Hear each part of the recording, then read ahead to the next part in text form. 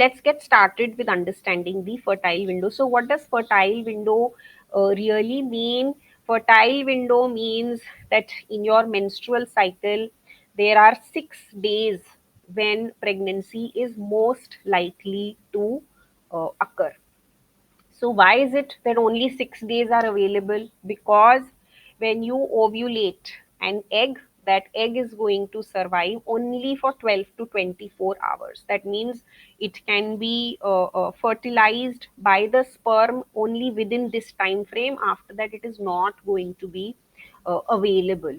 However, sperm, when a male's sperm enters the female's body, it can live in the female reproductive tract for up to 5 days. Okay, so that means even before ovulation has happened, if lots and lots of sperms are already there waiting for the ovulation to take place, you are going to maximize your chances of getting pregnant. And therefore it is very important that you know that what is my ovulation day. All women trying to conceive should know their ovulation day very clearly. So if you know your ovulation day, your fertile window is going to be the 4 days before ovulation. So let's call it A. Okay, so 4 days before ovulation will be your fertile window, plus the day you have ovulated, let's call it B, that is also going to be in your fertile window, plus 1 day after ovulation day, let's call it C. So these six, okay, A, B, C, 4 days before ovulation, the ovulation day, and 1 day after ovulation day, these are the 6 days when there is the maximum possibility of you getting pregnant. So now that you know what your 6 day fertile window is, how should you plan intercourse? For A, which is the 4 days before ovulation, you should plan intercourse on alternate days. You don't need to do intercourse on every single day. No. For A, the 4 days before ovulation, plan intercourse on alternate days. For B and C, which is the ovulation day and the 1 day after ovulation day, on these 2 days you should definitely do daily intercourse. Okay, so A, the 4 days, plus B plus C, this is your 6 day fertile window. Hmm. Now, in terms of the time of intercourse, a lot of times, people who are on my program, they ask me that should we do intercourse in the fertile window at night or should we do it in the morning? Well, both the approaches are absolutely fine, but I have to say that some people find better success when they plan intercourse in the early morning, because they are well rested. They've slept early, they've slept well. When they wake up in the morning, they are fresh, they are more energetic, they are more at ease, which is very important for baby making. And therefore this is something you can try. Okay, if you have been trying to get pregnant for a while and you are not getting results, you may want to change your time of intercourse from night to maybe early morning time and see if that does the trick for you. Okay. So let us talk about ovulation now, right? So I said for knowing the fertile window, you have to know your ovulation very nicely. So let's see how can you predict your ovulation in a reliable way. Okay, so for that we will see what is a menstrual cycle. So menstrual cycle is basically what is the gap between two periods. So a menstrual cycle is going to start on the day when a period starts. So let's call it day one. And when you get the next period, 1 day prior to that is when your menstrual cycle is going to end. Okay, that will be the length of your menstrual cycle. So let us see this through some examples. So first example is, let's say your last period, two last periods came on 1st April and 30th April.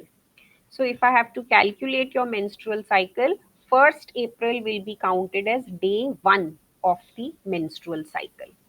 29th April, which means 1 day before 30th April, will be counted as the last day of the menstrual cycle. So what is 1 to 29? How many days? It is 29 days. So your menstrual cycle therefore is 29 days. This calculation you will be able to do only when you are keeping a record in a diary, in your phone calendar, or in some app, that what is the date of your periods. Then only you can do this calculation to figure out your menstrual cycle. Let us take one more example. Let's say the last two periods came, one came on 28th March and the next one came on 30th April. So 28th March will be considered as day 1 of the menstrual cycle. The next one came on 30th April. So what is one day prior to 30th April? It is 29th April. So 29th April will be considered as last day of the menstrual cycle, and therefore your length or your menstrual cycle will be from 28th March to 29th April, which makes it a total of 33 days. So this is how you calculate the menstrual cycle. A lot of times women think that, I don't have a 28-day cycle and that is a cause of worry for them. No, 28 days can be the average cycle. On an average, a lot of women will have a 28-day cycle, but it can vary. A 21-day cycle is also normal. Anything between 21 to 45 days is considered normal. So your menstrual cycle can be totally unique to you. So don't get worried if your cycle is not 28 days. As long as it is within 21 to 45 days, as long as it is coming regularly. When I say regularly, I mean not much variation. Maybe 1, 2, or 3 days up and down is okay. Not more than that. Then it will be called a regular period cycle. So do fertility charting, maintain a record of your dates of your cycle. Okay, because that is going to help you in figuring out your ovulation. So one question commonly people ask is that, my period doesn't start immediately. First I get spotting. So should I calculate day 1 from the spotting day, or should I calculate day 1 from the time when I actually start getting proper flow? So the answer to that is that day 1 will be when you get proper flow. Okay, full red color menstrual flow, not just light spotting. So spotting will be like there are a few drops, the blood is light brown in color or light pink in color. We will not count it as day 1. Day 1 will be proper flow where there is red color blood, and you need a sanitary pad or a menstrual cup or a tampon, definitely. Okay, so this is the commonly asked question. So let's say if you start spotting today evening, but your proper flow only begins tomorrow morning, then tomorrow is what you are going to count as day 1. All right. So, if you figured this out, if you know your menstrual cycle, then when does ovulation happen? Let's try to figure that out. Generally, ovulation is going to happen around 14 days before your period starts. Okay, so whatever is your menstrual cycle, which we just calculated, from there, if you minus 14 days, that will give you an idea of your ovulation day. For example, if menstrual cycle is 28 days, then ovulation day is going to be 28 minus 14, which is equal to 14. So you are likely to ovulate on day 14. If menstrual cycle is 35 days, then your ovulation day will be 35 minus 14, which is 21. So ovulation is going to happen around day 21. If you have shorter cycles, let's say you have a 21-day cycle, then your ovulation day will be 21 minus 14, which is 7. So ovulation most likely is going to happen around day 7. Okay, so this is how you can figure out what your ovulation day is. So once you know your menstrual cycle, once you know your ovulation day, from there you can calculate the fertile window, which I had explained, that 4 days before ovulation plus ovulation day plus the day after ovulation. This is your 6-day fertile window. So let's go back to the example and now calculate. So in the first example, I said that if menstrual cycle is 28 days, ovulation is 28 minus 14. That means day 14 is your ovulation day. Accordingly, your 6-day fertile window will be 4 days before ovulation. That means day 10, 11, 12, 13. Ovulation day, day 14, and 1 day after ovulation day, that means day 15, right? So from day 10 to day 13, you should do intercourse on alternate days, and you should do daily intercourse on day 14 and day 15. Fertile window overall is from day 10 to day 15 in this example.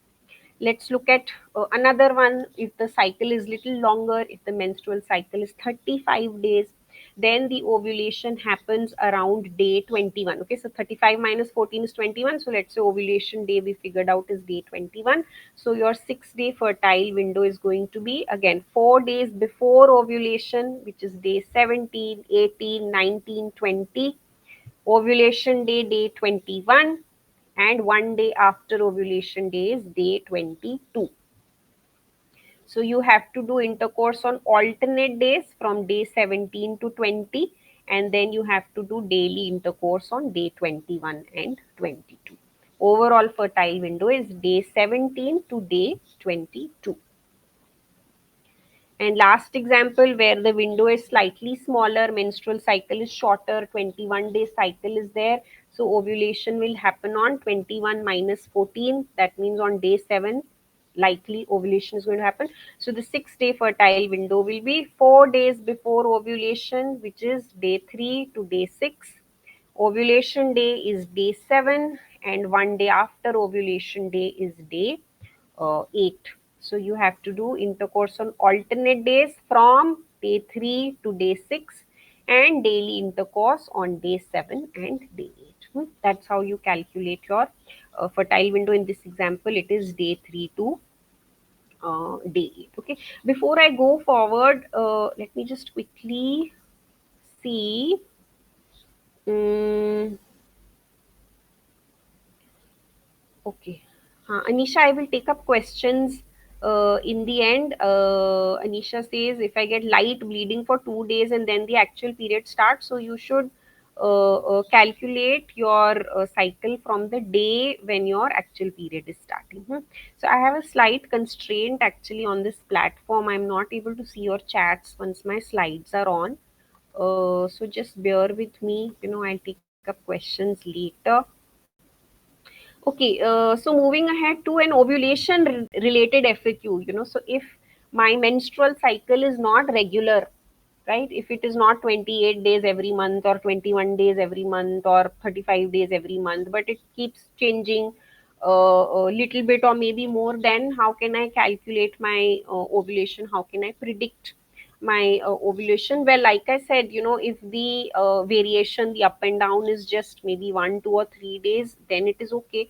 But if it is more than that, then you must your objective actually should be that do some big diet lifestyle changes, so that you are able to regularize your menstrual cycle. I mean, that should be the main thing that you should work on. And in the meanwhile, you can work with some other methods to predict ovulation, which I'm going to talk about in the rest of the session. And even for those of you for whom, let's say, it's not the standard every month, it varies by a day or 2 or 3, there also you should use some of these other methods that we will talk about, so that you can be a bit more certain about when you are ovulating. So in any case, if you keep doing this charting, like in a notebook, or maybe on laptop or calendar, wherever, if you do this charting every single month for 3 to 6 cycles, you will be able to see some patterns. Okay, so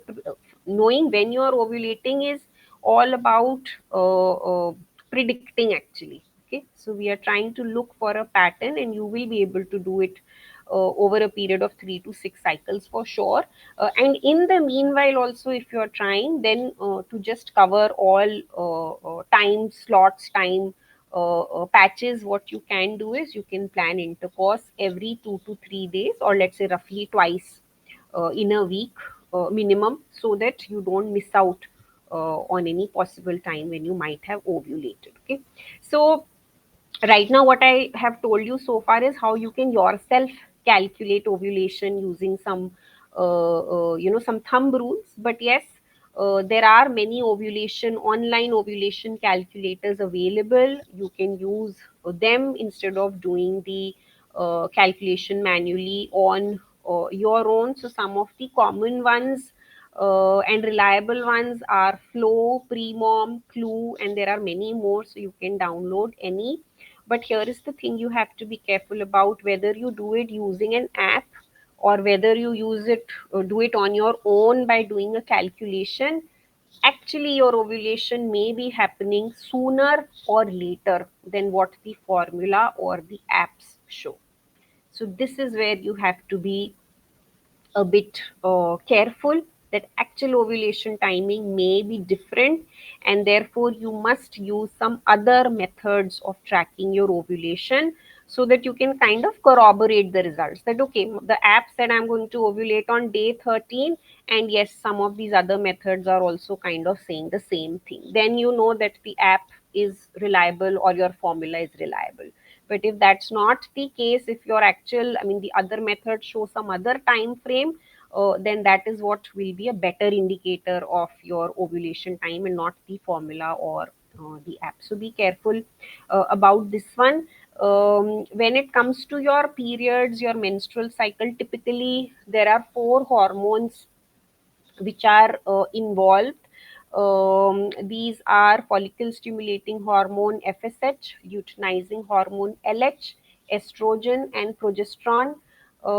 At different times in your menstrual cycle, these hormones will have different levels. Some will be high, some will be low, all depends on what work they are supposed to do. But just remember that your luteinizing hormone LH, this blue one which you see on the screen, it is going to be at its peak around, just before ovulation actually. So luteinizing hormone is released by your brain. It goes down to your ovaries and gives the signal that now is the time you are supposed to ovulate. So when we use ovulation kits to predict ovulation, the ovulation kits are testing this, that has the luteinizing hormone surged means reached its maximum or not. The other one, progesterone, which you see over here, this green color, progesterone is going to peak. It will be at its maximum. I mean, in the entire cycle, in the entire menstrual cycle, it will be at its peak 1 week following ovulation, because progesterone, as you can see here, as ovulation happens, it keeps on increasing. Why? Because progesterone has to create the uterus lining, which is going to support the fertilized egg if it comes through, right? So for that purpose, the progesterone keeps increasing, and if pregnancy does not happen, then it drops down. If pregnancy happens, then this is going to keep increasing. All right. So in a menstrual cycle, there are two phases broadly. One is called the follicular phase, one is called the luteal phase. Follicular phase is the time period before ovulation. So let's say in this example that you see here on the screen, let's say it's a 28-day cycle. If ovulation is happening on day 14, then all the days prior to that will be called the follicular phase, and all the days post ovulation till day 28 till you get your next period, that phase is going to be called the luteal phase. Hmm. So let us now see the third method in which you can predict your ovulation, estimate your ovulation. That is going to be by using an ovulation predictor kit. So it's a testing kit, a home test. You can do it on your own. And here, what you need to know is that if you get a positive on the ovulation predictor kit, or OPK in short, a positive does not mean that you are ovulating. No, it means that you are about to ovulate. Hmm. So OPK is going to measure your luteinizing hormone surge when the LH is at its peak. That is when you are going to get a positive on the OPK. Generally, the surge of LH being at its peak will generally happen 12 to 36 hours before ovulation. So if you get a positive, then of course you know that within the next 12 to 36 hours I am about to ovulate. So when should you do this test? When should you start using the OPK? Again, a broad benchmark: if your cycles are regular, then you subtract 17 from your cycle length. So for example, if the cycle length is 28, then 28 minus 17 is 11, right? So day 11 is when you should start testing. And if your cycles vary, if this number varies 28 days, 35 days, 21 days, or 25, 26, whatever it is, if it varies from month to month, then what you should do is just see that in the last 3 months or in the last 6 months, what was your shortest cycle? And basis the shortest cycle, you subtract 17, whatever the answer is, that's the day from which you should start using the ovulation predictor kit. So how do you do this? It's a urine test. So you have to collect your urine sample, and the best time to do this is late morning to early evening. So let's say any time between 10 a.m. to 8 p.m. So you should not be doing the OPK first thing in the morning, because LH may not be present. And when you do a pregnancy test, of course, in pregnancy test, you have to do it first thing in the morning, right? Because the HCG, which is picked up by the pregnancy kits, it builds up overnight. So when you check first thing in the morning, it is going to show up. Whereas the luteinizing hormone has a different pattern of secretion. It is produced in pulses during the day. The LH surge generally begins in the early morning hours, but then it is going to take a few hours to show up in your routine. So in your urine. So if you check it right in the morning, it is not. It's possible, highly possible, that it's not going to show over there, right? So you may think that, oh, it's a negative, I'm not ovulating, whereas the fact is that if you just check maybe 3 4 hours down the line, it's actually a positive. So you don't want to miss out on that, and therefore the timing at which you check your ovulation is super important. Now, this surge in the LH, that means the LH reaching its peak, typically it lasts for 12 to 36 hours, average being 24 hours, right? So within that window, anytime you test, you should be able to get a nice positive on the OPK. But sometimes, there is a possibility for some women this LH surge may not last for that long, and therefore they will never get a positive on the OPK, because they miss out testing at the right time, right? The surge is happening for a very less time, in which case it is better to test twice a day. So if you are someone who says that, no, my OPK never shows a positive for me, then you can use this approach, that use it twice a day. Let's say fix two timings: 11 a.m. in the morning, 6 p.m. in the evening. Twice a day you check. Some other things that you can do to improve accuracy of the result will be that you don't want to dilute the luteinizing hormone in your urine. So be mindful of your liquid intake. Whatever is your testing time, 1 to 2 hours before that, reduce your intake of liquids. For the sake of consistency, ensure that you test at the same time. Every time you test, like if you fixed your time 11 a.m., then just see that every day you are testing at the same time. If you fix 6 p.m., again be consistent with the timing. Okay. Now, if you've done all of this and yet the OPK does not show a positive, then you should dig into this deeper. It is possible that one can have an anovulatory cycle. That means you haven't actually ovulated in that cycle. Okay. And that is why there is no LH surge, because the ovulation function is not happening properly. Eggs have not developed properly. Ovulation, body is not ready for ovulation. Then what's the point in going and sending it that message through the LH? So anovulatory cycles are something that you can figure out by using an OPK. Also, if you have PCOS, it is possible that you can get an LH spike multiple times in the cycle, or maybe your LH is just going to stay elevated throughout the cycle, and with that, it becomes very difficult to predict ovulation, right? So this is also something one needs to be aware about, that OPK will not in these cases work for women with PCOS, and you may have to rely on other methods, and of course in the meanwhile work on yourself to get rid of the PCS. Apart from this, if there is hormonal imbalance, in the sense that if your LH levels are low and the OPK therefore cannot pick that up in the test, though you may end up ovulating, but your OPK is not going to show a positive. So what does this mean? You have to go back and again work on yourself so that your LH levels become better, your hormonal imbalance goes away, and you are able to use the ovulation prediction kit in a better way. Okay, so now let's see how are you going to read the results which show up in the OPK. So when you buy these kits, they have date mentioned that you have to use it before a certain date.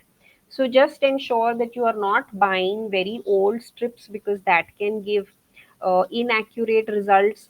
You should read the results within 5 to 10 minutes. Don't keep it waiting for too long. As you can see here in the picture, there is T, which is test, and there is C, which is control. So if the test line is lighter than the control line, or if there is no test line, which you can see in the first two over here, like in this one test line is not there, in the second one test line is lighter than the control line, then that means there is no LH surge yet. So wait, keep testing as per your schedule. But if your test line becomes as dark as the control line, or if it becomes darker, if T becomes darker than C, that means yes, your LH has surged.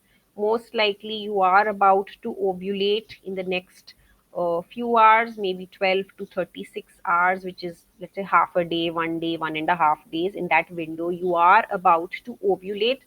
And we know that, if you're about to ovulate, that egg is going to live for a very short while. So it's a very, very important time for you to plan intercourse. I mean, you should have already started, but now you have to be even um, more careful, that the next few days are super important. Okay, so doing intercourse on the day when you get a positive on the OPK, plus you can also do it definitely next day, and if you can do the day after that also, then like you're all covered. Some of the common brands of ovulation predictor kits, which are known to be reliable, are ICANN and Prega News, commonly available everywhere. You can pick these to track your ovulation. Okay. All right. Before I move ahead, let me just quickly go back and see. Mm-mm-mm-mm. Vritti says, if FSH is high on reports, what can be done? So, Vritti, can you just hold on to that? Uh, I'll just answer this in the end. It's a type of hormonal imbalance, actually. So, it's a big approach of all diet, lifestyle changes that you have to do, which I cover in my programs. So, I'll talk about that towards the end. Uh, Okay, I am just going back to the slides. So now we move to the third way, that how can you predict ovulation. We said you can, use the formulas that I told you manually, or you can use apps. You can use the ovulation predictor kits. Third is you should observe your mucus, your cervical mucus. So healthy cervical mucus is very important, so that your sperm, the male's sperm, should stay alive. Your mucus should not kill the sperm, right? You want the sperm to go inside and make you pregnant. But for that, your mucus has to be healthy. It should be friendly to the sperm, and it should also help the sperm move in, get transported nicely towards the fallopian tubes, where the egg will be waiting for fertilization, right? So mucus can be of different types, of different consistencies. So maybe there is dryness, maybe there is little bit dampness, maybe your mucus is creamy like, moisturizer, like a lotion, white color. But the most fertile mucus, and which should generally be visible when you are in that 6 day fertile window, is going to be like the white portion of the eggs that people eat. Okay, so it's little bit stretchy. You'll be able to see it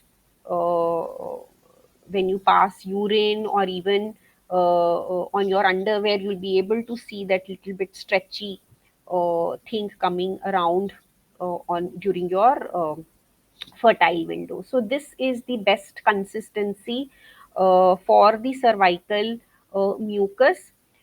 It's not that if you don't get this, you will not get pregnant, you know, but yes, we do want to improve fertility, right? That's the whole point. If there is dryness, we definitely want to change that. If there is some other consistency, like if it is too watery, it will not help the sperm swim inside, right? So therefore there are a few things that you can do to improve the quality of your cervical mucus. So I will now share with you a few simple recipes that you can incorporate in your diet. So, for having a healthy cervical mucus, it's very important that you should include hydrating foods in your diet. It should have essential fatty acids, it should have antioxidants, it should have some important nutrients like vitamin C, B vitamins, and zinc. So, I will give you three recipes now where we will try to include all these nutrients that are important. So the first recipe is a green color smoothie. You can write down the recipe or you can take screenshots, but it will come in the recording also, so you can watch it from there as well. um, so we will take some coconut water here, or you can use plain water also. 1 tablespoon chia seeds, which you should soak for 15 to 30 minutes, because they will swell up after soaking the water, and that's the best way to eat seeds. You can take 1 cup spinach, or you can take some coriander leaves. Add half a cucumber. If you're not sure of the quality of the cucumber, if you think they put wax on the outside, then remove the peel. If you're doing organic, sure about the quality, don't peel. Add juice of half a lemon. You can add some ginger. You can add little bit black salt, rock salt also. This is optional.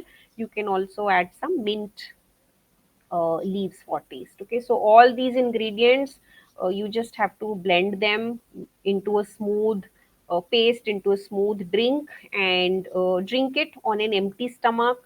Definitely drink it during the follicular phase as well as during the fertile window. I mean, you can have it throughout the cycle also, but yes, follicular phase and fertile window is when we definitely want to have this drink. And how does this support your mucus? So we are including chia seeds. So chia seeds, from chia seeds you will get omega 3 fatty acids. You will also get hydration support. We are including cucumber and coconut water, so that will again give the natural hydration which is needed for the mucus. We are including some greens, we are including some lemons, so this nicely cleanses your reproductive system. It alkalizes the system, which again improves the quality of your cervical fluids. And ginger helps in improving blood circulation in your pelvic area where your reproductive organs are located. It's good for digestion also. Okay, so this is one recipe. The second one that you can do is you can make these laddus. Okay, these the recipe here is you can take flax seeds, let's say around 2 tablespoon of ground flax seeds. You can take around 1/4 cup of sesame seeds, lightly roasted. Take some soft dates like kimia dates, 2 to 3, for sweetening. The laddus, if your dates are very hard, you may want to soak them so that they become little softer. You can use 1 tablespoon of almond flour or some crushed peanuts. This is optional. You can also use some dry grated coconut, again optional. For flavor, add some elaichi powder, little bit water if need be. Most likely you will not need this, but just in case you feel that for binding I need something, then you can use some water. Ideally, when you are using these ground flax seeds or the almond flour or crushed peanuts, when they are fresh they will naturally lose some oil, and with that binding will happen. But if it doesn't happen, then you can maybe add, also dates will help in binding. But nonetheless, if there is a problem, you can add little bit of water. So blend all the ingredients or mash them together. It will be sticky. It is going to combine very nicely, and just make like small, small laddus or small sized balls. Keep it in the fridge. And again, you must have it in the follicular phase for sure, because that is where we want to keep supporting the creation of healthy cervical mucus. And why this works, again, because flax seeds will give you omega 3s. They will also support your estrogen levels. Estrogen is again important in creating a healthy uterine lining. This recipe includes sesame seeds, which will give you zinc. They're also good for detoxing any excessive hormones that might be there in the body. And dates, of course, for sweetness, but you will get energy also through that sweetness, and you'll get some important minerals, especially iron, which is very important for fertility. The third recipe is a salad that you can do.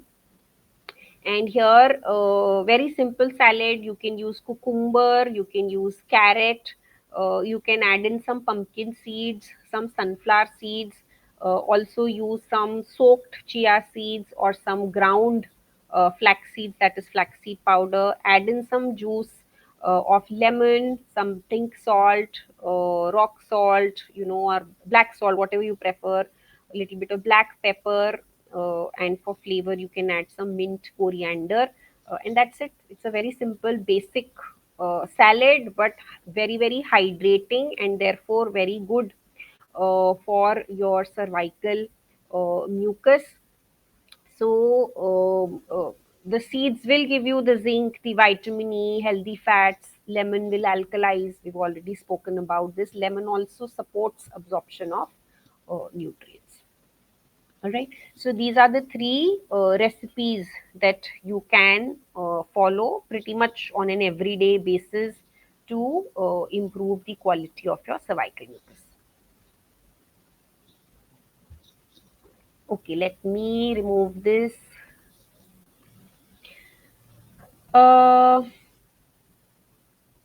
okay, Ashwini says if the test line is darker than the control line in OPK, does that mean ovulation is nearer than same colored test line? So if it is same in color or if it is darker, that means the LH has surged. So what you've written is right. Ovulation is about to happen. What you've written is correct, Ashwini. Okay. All right. So now I will move on to the next part, which is about the uh, basal body temperature. Okay, so that's the fourth method that you can use. So basal body temperature means that when your body is completely at rest, what is its temperature? So generally it is measured right after waking up, before you get out of the bed. So literally, like, you are on the bed, you are still lying down, but you've just woken up from your sleep. That is the best time to take the basal body temperature. So if you have ovulated, then your progesterone is going to start increasing. And when progesterone starts increasing, there is going to be a slight increase in your basal body temperature. So how much is this slight increase? It's very small. It's just zero point 0.3 to zero point 0.5 degrees Celsius, or it is zero point 0.5 to 1 degree Fahrenheit. So if you see this shift, then it confirms that yes, ovulation has occurred. So how can you track your basal body temperature? you will have to use a BBT, basal body temperature thermometer, digital, which shows temperature to two decimal points. And you should take your temperature first thing every morning. You should take it at the same time, so don't change the timing. Keep the timings consistent. Every day you measure, every day you record, okay, wherever, in your notebook, in your phone, or wherever. Just keep writing the date and what your basal body temperature was at the same time of the day, first thing in the morning. And at some point you may be able to see that there has been a rise in temperature which sustains over 3 plus days. Hmm. So what does this mean? It means that as long as the temperature is low, you haven't ovulated, it is pre-ovulation. If there is a spike, if the temperature increases, okay, then most likely ovulation has occurred. And if this high temperature sustains, that means post ovulation in the luteal phase, this high temperature stays where it is, it does not reduce. So when you do this, this is going to confirm that yes, ovulation has happened. And again, over a period of time, you will start understanding that, okay, this is when I am ovulating every month. Okay, in my cycle, this is the ovulation day as per the BBT method. So when we did the OPK method, what was OPK saying? OPK was saying that you are about to ovulate. Okay, so it was telling us in advance that you are about to ovulate. As against that, the basal body temperature BBT is not predicting ovulation. It is confirming it afterwards. After ovulation has happened, it is confirming that yes, ovulation has happened. So we actually want to use a mix of these methods. So like observe your mucus, use the OPK, use the BBT, and that is how you will get a more definite picture. When all of them give same results or similar results, you will be very sure about your ovulation timing. Okay, so just remember that in the follicular phase, which means before ovulation, your BBT is going to be low. After ovulation, in the luteal phase, because progesterone is increasing, your BBT is going to increase. If pregnancy does not happen, your progesterone levels are going to drop, right? I showed you in the earlier slide. So when the progesterone levels drop, your basal body temperature is also going to drop, your period is going to come. But if pregnancy happens, the BBT is going to stay elevated. Why? Because progesterone is going to stay elevated. So you can also use BBT method to predict pregnancy, right? If your basal body temperature shows a sustained increase for 14 to 16 days after ovulation, right? And it if it drops, then of course you'll get your period. But if this does not drop and it continues to stay risen on this higher level, then that can be a sign of early pregnancy. So this is how you can use it. Okay, so these are some values of the temperatures that you will see. You can refer to this when you go through the recording. So, of course, buying a good quality basal body temperature is important if you want to rely on this method, and therefore using one which has decimal to two decimal places, it shows the results. That will be the best. Some common brands easily available everywhere are mentioned here on the screen. You can pick any of them. Online also you'll be able to find them. So the fifth method is that you have to observe your body. So many women around ovulation time, you may notice there is some change in your mood. You get some mood swings. Maybe you become irritable, or you start feeling low, right? Or it can be the opposite also. Maybe you start feeling too happy about things. So there is basically a swing which is happening in the mood. You may experience some shift in energy. Again, this can be positive shift also, negative shift also, varies from person to person. You may feel that your sex drive has increased, so your libido has improved. You may notice some tenderness in your breast. Some women also experience some kind of pain, so from the ovary from which the ovulation is happening, on that side they may experience some mild pain. Some women also experience spotting around ovulation, right? So just observe your body in addition to the other things that I said, and you may be able to uh, estimate from there also that yes, I am about to ovulate. So to summarize, we are saying it is very important that you track your ovulation. The methods we said was do menstrual charting every single month. You can use apps also, but be aware that your actual ovulation may be different from what the formula or what the apps say. Therefore, you should use some other methods also to cross check the results. You can use an ovulation predictor kit for a few cycles. You can keep observing your cervical mucus. You can use a basal body temperature. You can listen to your body. You don't need to do all of this. You can use maybe two or three methods and become surer about your ovulation timing.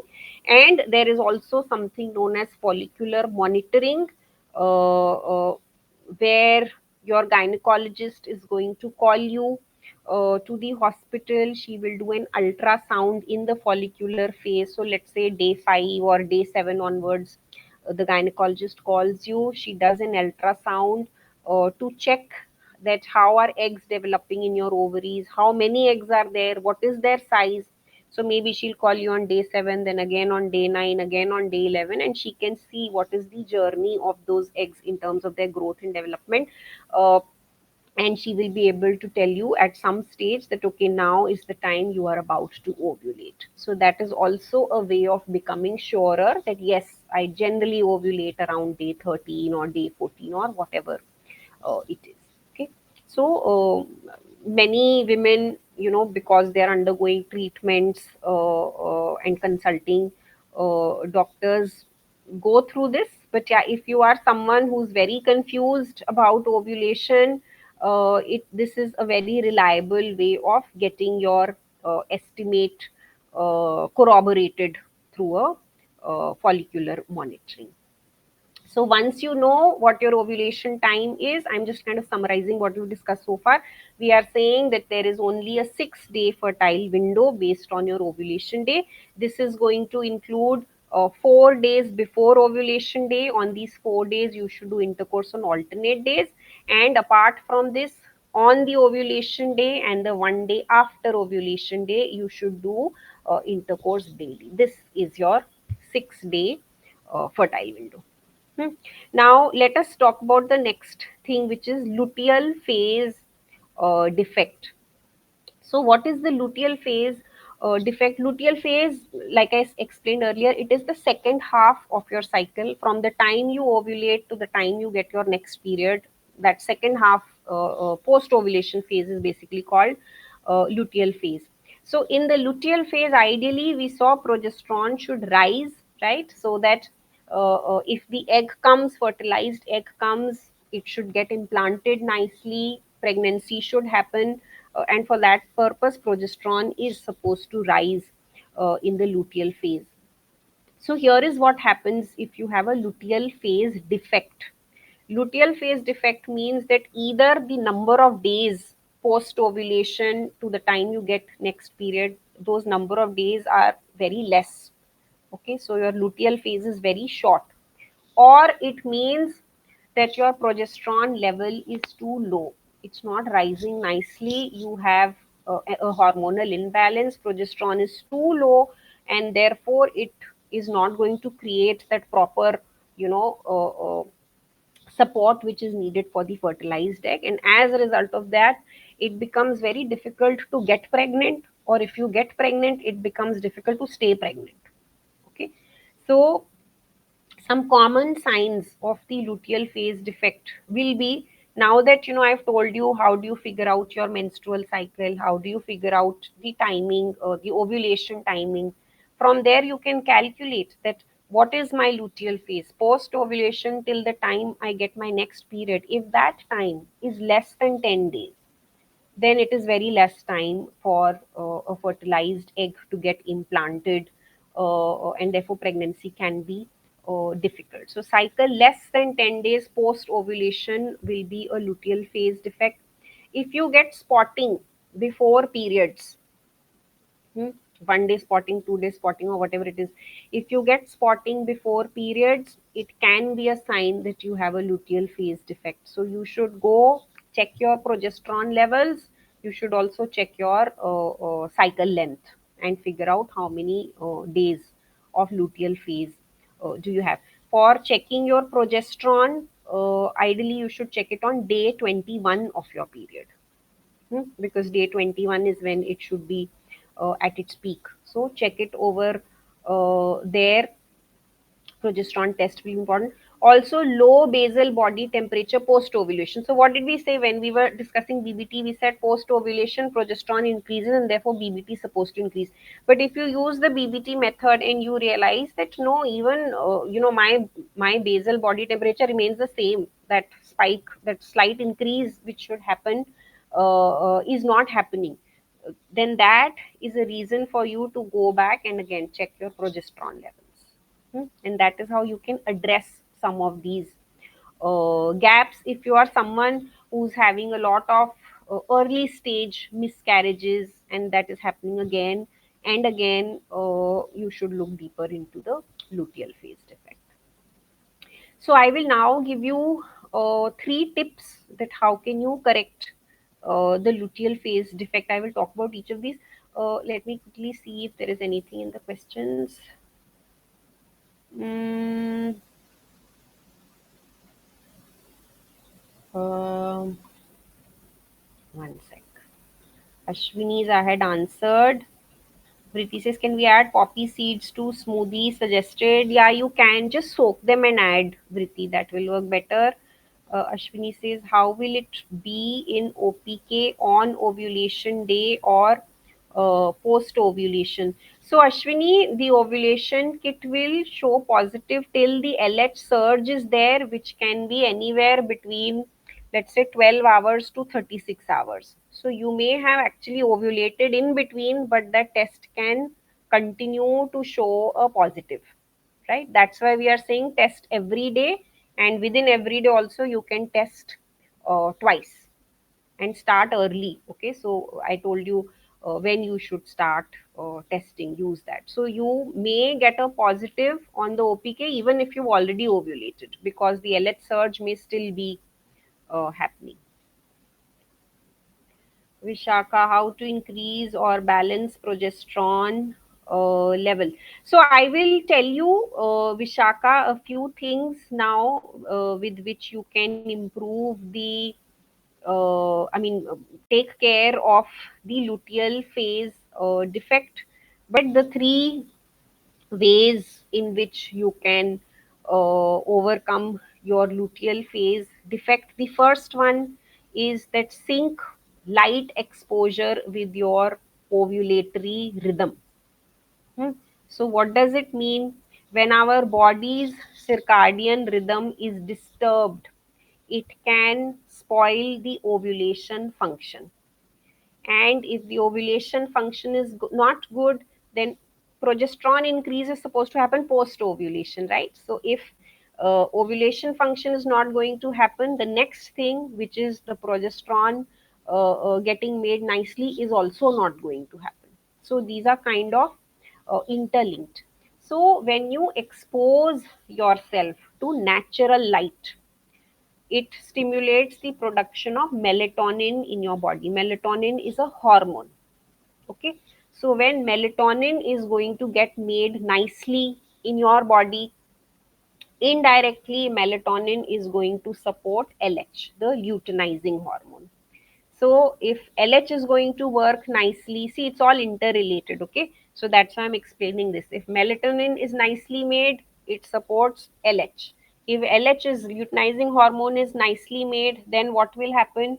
It will go and tell your ovaries nicely when to ovulate, right? So the corpus luteum function will happen very nicely. What is corpus luteum function? So every month your ovary during ovulation is going to release one egg.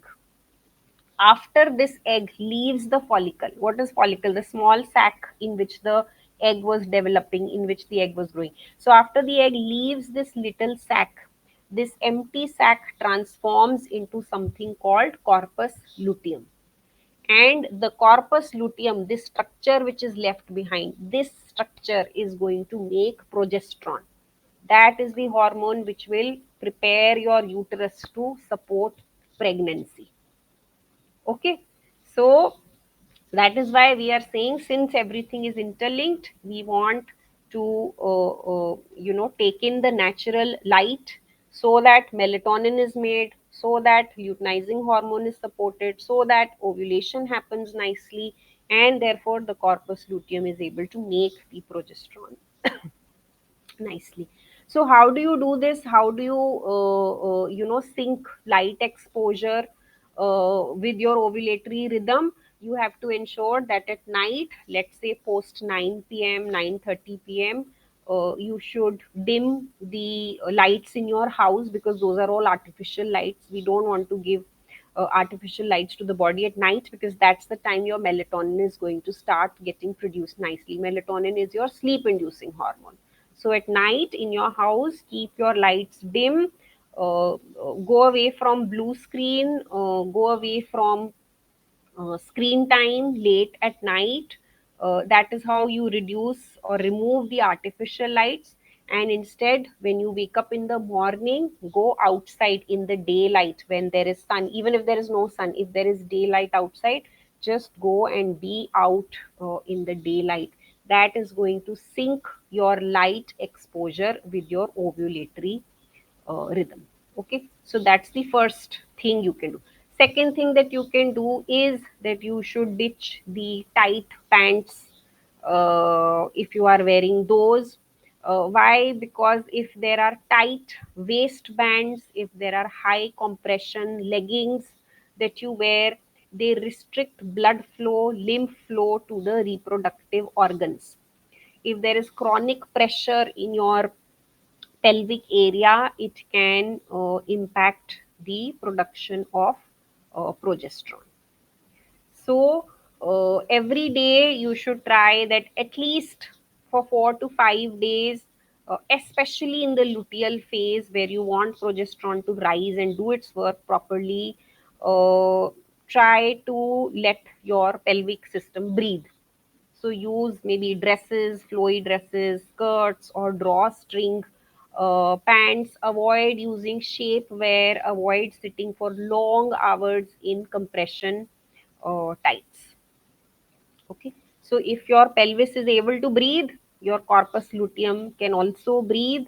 And if that happens, your corpus luteum will be able to make the progesterone that it has to. And the last thing that you can do, third thing, from today's session, of course, there are a lot of things that you can do, but like I said, this is just a 1 hour session.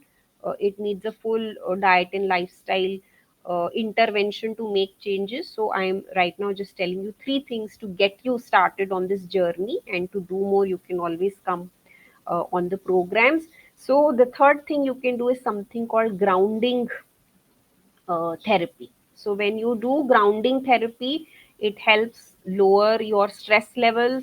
If you are someone who takes a lot of stress, you have to know there will be more stress hormones in your body. So cortisol is a stress hormone. So if your cortisol is high, your progesterone is going to be low, and that is something we really want to change, right? We don't want progesterone to be low. So therefore, if you want progesterone to improve, you have to reduce the cortisol.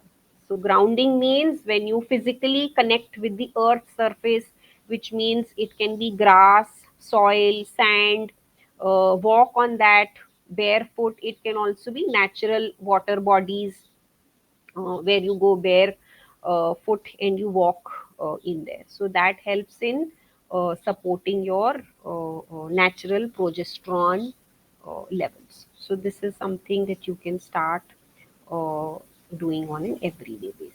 Okay, so that's all from my side. To summarize, in today's session, we spoke about the ovulation timing. How can you predict it accurately, and therefore, how can you calculate your 6-day fertile window? We discussed about various methods. You can use maybe two, three of them to become surer of your ovulation timing and your fertile window. I spoke about three recipes that you can use to improve your cervical mucus, and also three tips to improve the luteal phase defect.